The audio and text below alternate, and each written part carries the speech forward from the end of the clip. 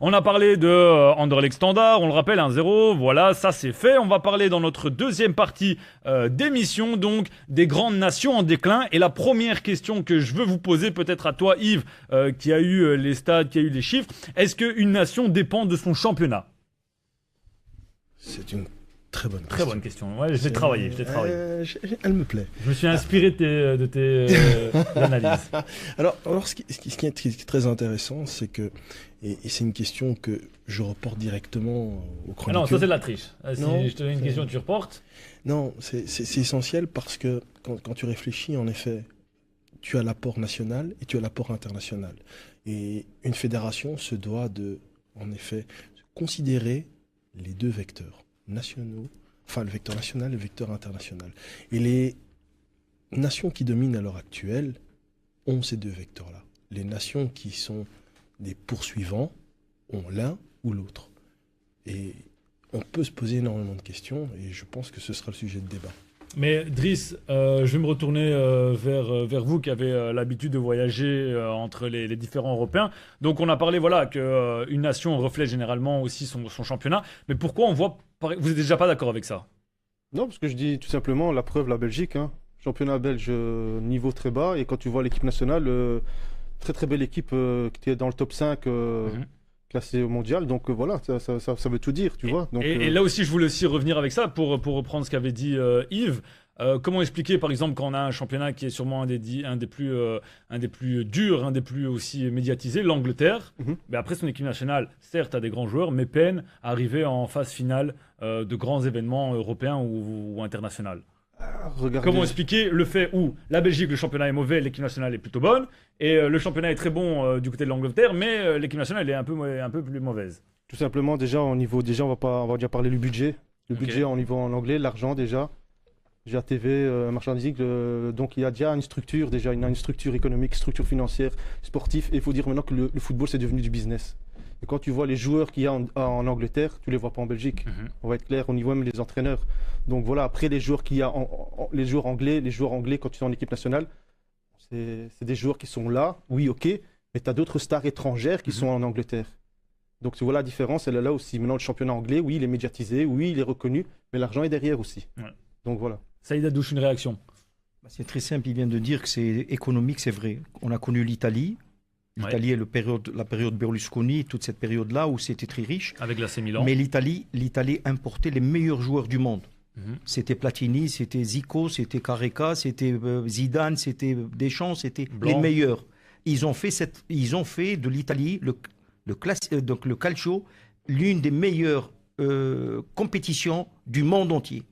Et tout le monde s'est intéressé. Donc l'argent est venu vers ce pays. Mais comment Et il a fait de l'argent. Saïd, l'Italie a réussi à ce moment-là, très précis, dont tu parles de tous ces grands joueurs qui étaient en Italie, a réussi à avoir un très bon équilibre entre une très bonne équipe nationale et un très bon championnat. Alors qu'aujourd'hui, peut-être l'Espagne ces dernières 10 années a réussi à le faire avec le Barça, le Real, l'Atlético Madrid qui allait très très loin en Ligue des Champions et dans leur championnat qui était assez respectable. Et après en équipe nationale qui arrivait aussi à performer. La différence, l'apport entre un joueur amateur et un joueur de très très haut niveau, c'est au niveau des moyens de jeu, au niveau technique.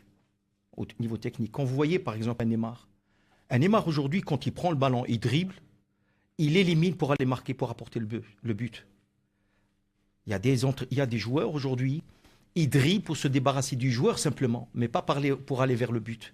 Il ne tient pas compte de ses partenaires, il ne tient pas compte de sa position par rapport au but. La différence, elle est là. Quand vous avez un Messi qui est un infiltreur, qui va jouer dans l'entonnoir, c'est-à-dire dans l'axe où les axiaux sont fermés, et il a la capacité d'éliminer là. Donc, ce sont des joueurs aujourd'hui de l'efficacité. Maintenant, qu'est-ce que c'est qu'aujourd'hui un club? Un club, il génère, comme des Driss, des richesses. Mais laquelle? La billetterie, les droits TV, le merchandising, le ticketing, plus le sponsor. C'est quoi? Donc, un club est responsable de faire du jeu, puisque c'est un spectacle, pour avoir la billetterie. Vous savez que, vous parlez d'Arsenal, ils ont construit un stade de 60 000 places. Les places les plus chères au monde, c'est Arsenal. Mais est-ce que vous connaissez, vous, Arsenal, l'entrée, c'est 197 millions. Soldat. 197 millions. Si on commence à parler, si vous voulez, des chiffres, et je peux vous donner les chiffres, ils sont face à moi, le total des revenus des clubs de première division. L'Angleterre, 4,4 milliards d'euros. L'Allemagne, 2,4. Et je peux vous donner. Donc 18% c'est la billetterie, 53% les droits télévisuels. C'est du spectacle. Et puis 29% le sponsoring. C'est pour ça qu'on leur donne autant de budget pour le spectacle. Voilà. Donc ils amènent des joueurs de très haut niveau, ils payent de très haut niveau, leur compétition monte, mais leurs joueurs progressent au milieu des meilleurs joueurs. Et ils sortent des kines, ils sortent des kines, ils sortent des... Vous comprenez? Parce qu'ils jouent avec le très haut niveau. Mais quand vous amenez des joueurs de CFA2 et que nos joueurs sont meilleurs qu'eux, mais quand nos joueurs sont en réserve, en espoir, et je ne dis pas l'espoir, en désespoir, parce que l'équipe espoir n'existe pas, c'est l'équipe de désespoir. Ils jouent jamais. Qu'est-ce qu'ils deviennent? Ah ben c'est comme des fruits dans un arbre qui pourrissent et ils tombent. Yves, vous avez une question pour Georges Hellens. Georges, dans ta carrière d'entraîneur, tu te trouves face à un joueur qui te fait 9 passes, ok? C'est pas beaucoup. Par contre, il te fait 15 dribbles. Sur les 15, 50% de réussite. Les autres 50, quand c'est pas de la réussite, c'est une faute qui génère pour l'équipe. Il tire 3 fois au but, il marque. Son collègue, Mbappé, tire 3 fois au but, il marque. Son autre collègue, Cavani, tire 3 fois au but, Émile, et il marque. En termes de résultats, en termes de résultats financiers, quel apport ça a en tant qu'entraîneur selon toi, et en tant que fédération, ou en tant que image du championnat? Donc en gros, Yves, la question c'est de dire aujourd'hui l'importance qu'a le Paris Saint-Germain au sein du championnat français avec ses joueurs que tu viens de citer, la triplette Mbappé, Neymar et Cavani, apporte un plus à la Fédération française de football. Oui, en sachant que nous, on a des attaquants qui ne marquent pas. Enfin, Émile, je ne sais pas si toi tu as connu ça, mais je ne sais pas, mais nous, on a des attaquants qui marquent Georges, pas. une petite réaction. Est-ce qu'on peut dire sur le football que l'on voit actuellement, on a le sentiment que tout se fait au travers de l'argent. Disons-le, c'est exactement ce qui se passe pour le moment. C'est plus que ça qui intéresse les gens. Alors vous avez, comme on me le demande, des joueurs qui sont motivés à un moment donné, et puis un mois après, on ne les retrouve plus. Le pourquoi de ça? Mal géré, mal défini les choses. Donc, quelque part, je pense qu'il faut que nous prenions en considération qu'un joueur, ce n'est pas une machine. Ouais. Il faut l'assistance permanente. Il faut l'assistance bien définie.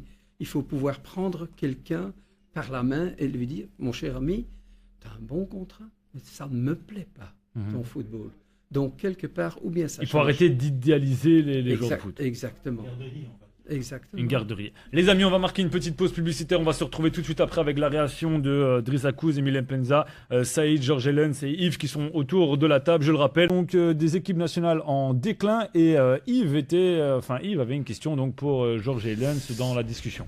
Georges, Saïd, réveillez-vous.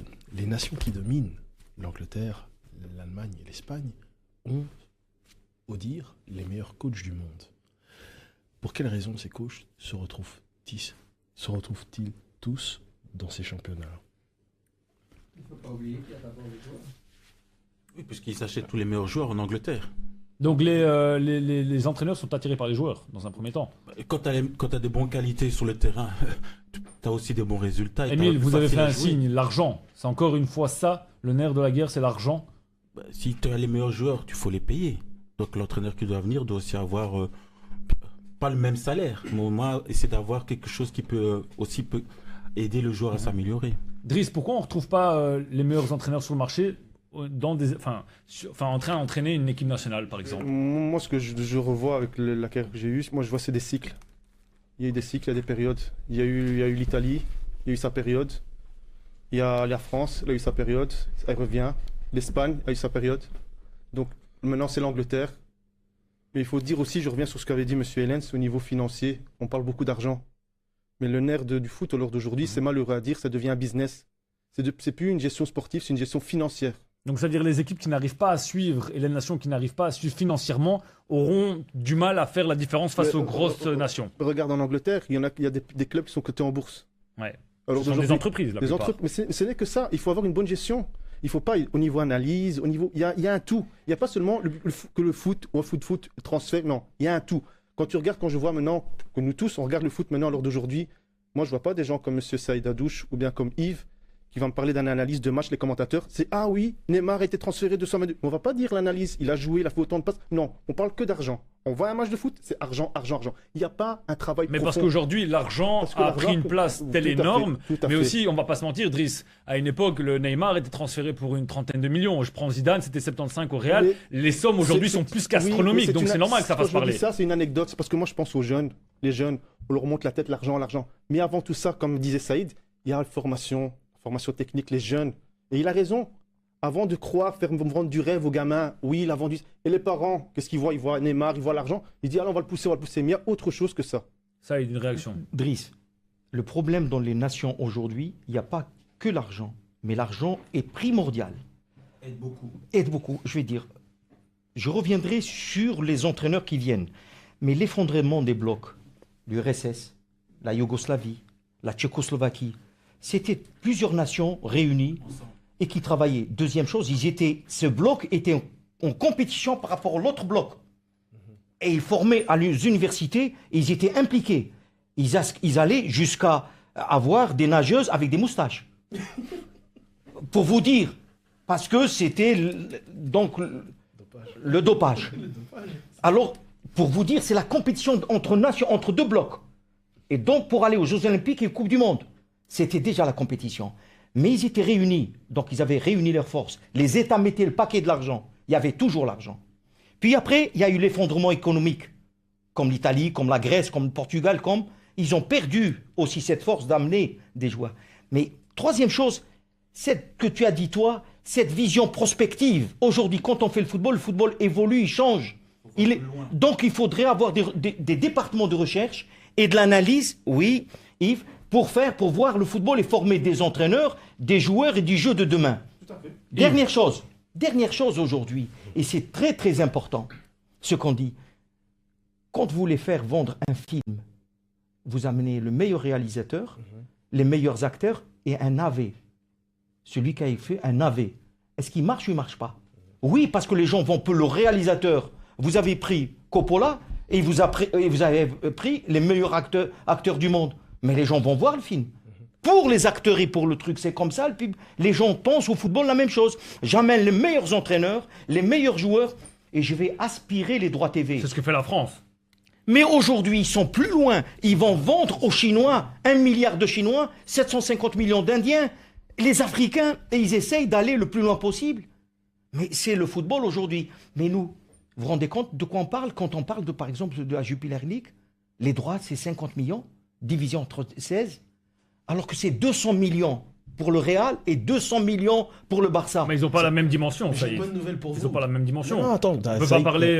Jordi. Je veux dire, c'est normal que les droits de télé ne soient pas les mêmes Jordi, pour les championnats belges. moi je te Pas tous réponds. en même temps. Pas tous en même temps. Je Mais te juste réponds. 2 minutes, ça y est, 2 Oui. minutes. C'est pas normal que les droits TV soient les mêmes pour le championnat belge qui attire moins, alors que dans un autre championnat, on a les plus grandes stars sur le papier. Jordi, la première des choses qu'il faut faire, tu sais qu'il y a 3 ans, il y a 4 ans, il y avait encore des clubs professionnels chez nous sous régime ASBL. C'est pas normal. Donc, ce n'est pas normal. ASBL, c'est son but lucratif et tu es Ouais, professionnel. mais ça, on n'y peut rien parce que c'est Non, le mais c'est championnat ça, qui le n'arrive problème. pas à attirer On l'argent. impose le développement. Non, ça fait partie du développement. Quand on veut passer au haut niveau, on passe de l'ASBL au professionnalisme et tout le monde est professionnel. On est d'accord. Je vais aller plus loin. Je vais continuer dans cette discussion-là. On nous trouve des coachs qui nous répondent. Je suis arrivé en Belgique et j'ai découvert qu'ils demandent du jeu. Georges. Quoi? Qui demandent du jeu. Du jeu, oui. Et Georges, on est en ASBL ou on est en SPRL? Je ne parle même pas de société anonyme. Oui, quelque part, le professionnalisme, ça veut dire quoi? C'est une bonne question. Mais c'est quelqu'un qui est rémunéré pour Ah faire oui, ce qu'il fait. mais tu me poses une question, je te repose une autre question.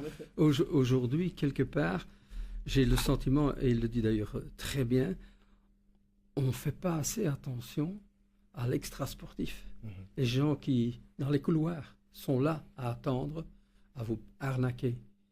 Et ça, le jour d'aujourd'hui, c'est devenu une maladie constructive. Et les Anglais, parce qu'on parle de ceux-là aujourd'hui, sont les meilleurs. Non, sont les plus intelligents. Ils sont les meilleurs joueurs parce qu'ils sont les plus intelligents. Et avec cette plus intelligence, ils ont fait du pognon. Donc, Yves, quelque part, c'est une question, parce qu'on parle d'intelligence. Est-ce que, quand on regarde l'Espagne, l'Angleterre, qui travaillent avec des universités, l'Italie, qui a connu le Calcio Gate, qui maintenant travaille avec des universités, est-ce que ces gens-là ne sont pas en avance? Est-ce que ces fédérations-là ne sont pas en avance? Et ne sont-ils pas des précurseurs du football de demain? Emile Mpenza, une réaction. Je pense que c'est du futur, hein, justement, cette technologie-là. Comme la Belgique, je pense maintenant, en guillemets, vont peut-être prendre justement l'initiative de regarder justement les pays voisins qui sont au top des nations actuellement du football. Parce qu'il faut juste regarder maintenant le championnat extérieur. En regardant peut-être 2-3 matchs tous les week-ends, vous apprenez. Donc j'espère que maintenant les dirigeants vont aussi essayer d'apprendre à l'intérieur du stade, donc entre dirigeants. C'est la question Ça qu'il faut se aussi, poser. c'est une question. Est-ce qu'ils sont capables de le faire à l'heure d'aujourd'hui? Les budgets aussi. Mais je ne dis pas qu'il faut avoir les meilleurs joueurs ou les meilleures installations pour faire une bonne équipe. Mais essayer de comprendre et d'aller vers l'avant dans les mêmes systèmes que ceux qu'ils ont à l'étranger. On ne va pas acheter une Lamborghini, on va acheter une Ford. Mais avec la Ford, peut-être qu'on peut faire le même résultat que Lamborghini. Une petite minute pour réagir. Oui. Une petite minute. Il y avait à Anderlecht un précurseur, un visionnaire qui est Constant Van Stock. Il a joué parmi les meilleurs. Anderlecht est parmi les meilleures nations, les 10 meilleures nations du monde. Du monde, je vous le dis. Le problème, c'est que quand quelqu'un qui a une entreprise, il va voir les salons internationaux pour s'inspirer. Vous voyez, les Japonais, les Chinois, ils viennent chez nous. Ils ne vont pas nous copier. Ils vont nous voir, mais développer. Mais nous si on ne fait pas. Maintenant, quand vous restez ASBL, c'est que vous n'avez pas envie d'étendre votre comptabilité. Aux joueurs, vous allez leur donner un petit ticket pour aller manger un sandwich et une coca. Mais c'est pas possible. Les gens sont à 200 millions, juste les droits TV. 200 millions. Sans le ticketing, sans le merchandising, sans. Ça, c'est une différence. Les amis, il est 19h34, les amis, on va marquer une petite pause. C'est que le directeur d'Anderlecht a été précurseur sur le football belge et sur les bonnes choses qu'il a pu apporter. Aujourd'hui, qu'est-ce qui a fait que ça n'a pas suivi et qu'on est en retard sur certaines nations et sur certains championnats comme nos voisins? mais Constant était quelqu'un qui était précurseur, c'est sûr, mais c'est quelqu'un qui a su s'ouvrir à d'autres personnes et savoir qu'est-ce que je peux faire pour améliorer les choses. Si je veux un petit peu plus loin, je veux regarder Constant et son entreprise. Qu'est-ce qu'elle est devenue, son entreprise? Il avait Bellevue, hein, si je dis pas de bêtises. Bellevue, c'est devenu une grande entreprise. Pourquoi? Parce que Constant était un homme d'avant-garde. Était quelqu'un qui voulait aller beaucoup plus loin. Et il a fait en sorte que son entreprise était prenante pour beaucoup de choses. Parce que aujourd'hui, cette brasserie, le fils qu'il a repris, n'est pas le père. Hein. Non, bien sûr. Hein? Donc, Roger, que j'apprécie et que je ne pourrais rien dire de mal sur ce monsieur, puisque je l'ai très bien connu. Mais aujourd'hui, il aurait dû faire ce que son père a fait. Et reprendre des choses en main en se disant, mon père a fait ça, je peux aussi faire ça, mais en mieux encore. Et ça n'a pas été fait. Driss, pourquoi la Belgique ou le championnat belge n'a pas suivi? Et pourquoi n'a pas profité de ce superbe moment qu'a connu Anderlecht? Je veux te dire sincèrement, moi, la question que je me pose, est-ce que l'Union belge fait les choses pour?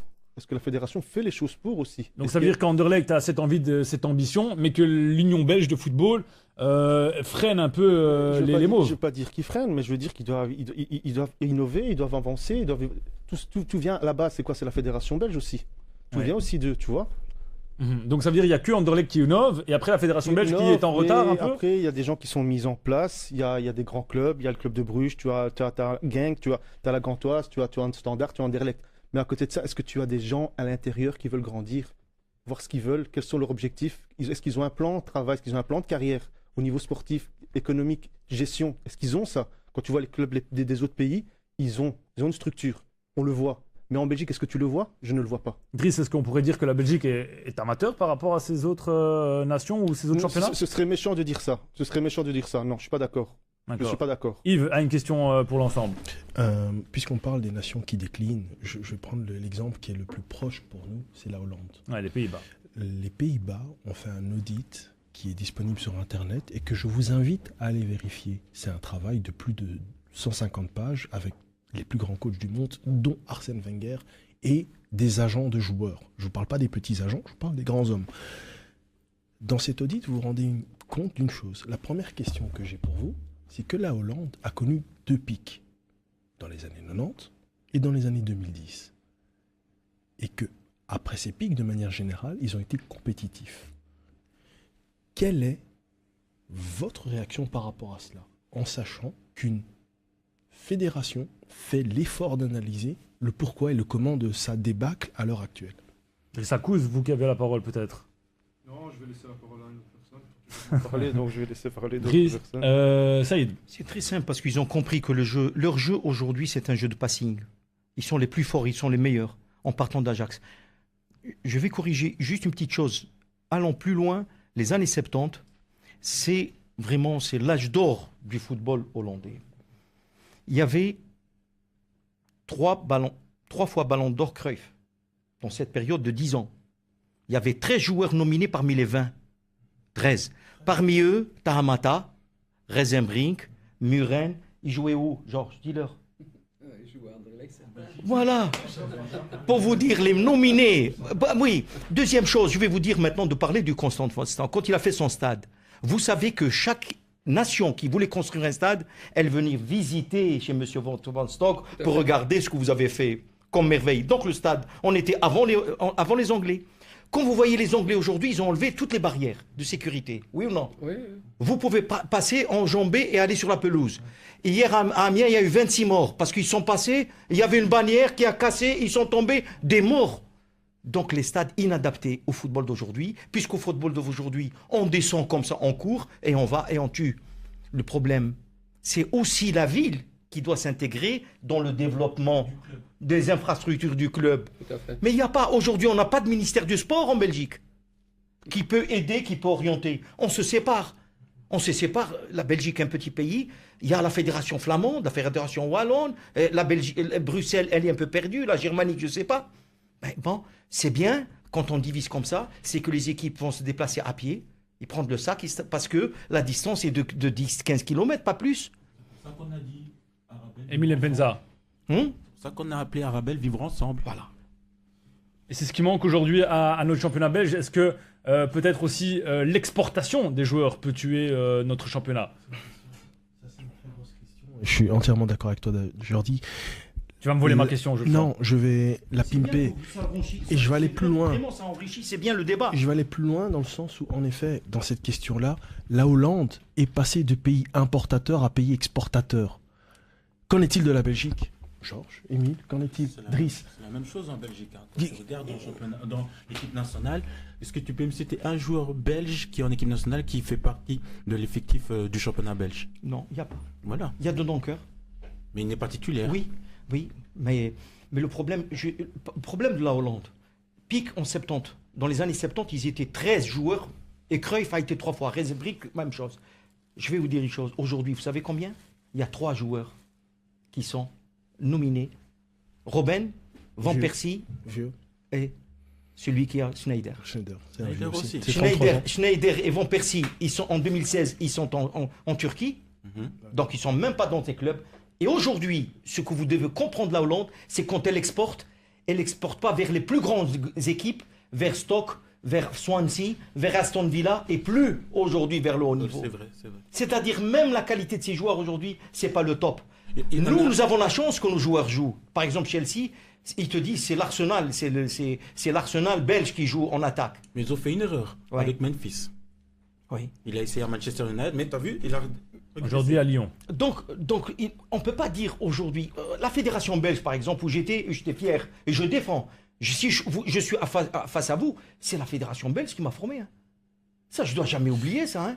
Donc maintenant, je vous dis que la zone, on était les premiers à enseigner la zone. La philosophie de Arrigo Sacchi qui l'a mise en place, parce que c'est lui qui a mis en place à l'AC Milan dans les années 90.